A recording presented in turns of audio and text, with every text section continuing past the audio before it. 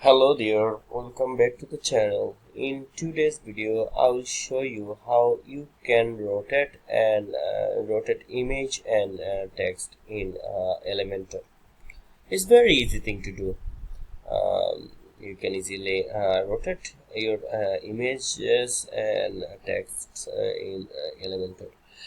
To do this, first go to Elementor and log into your account and open the editor.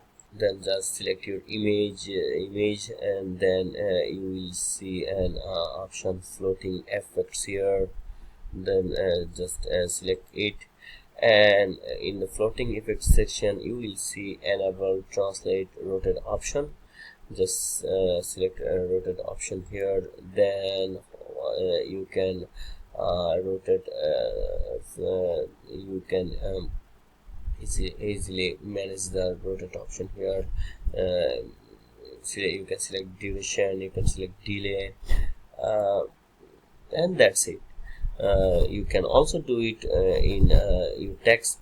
Just select the text and follow the instructions as images, and that's it. That's how you can rotate images and text in Elementor. So if you found this video helpful, don't forget to give a like,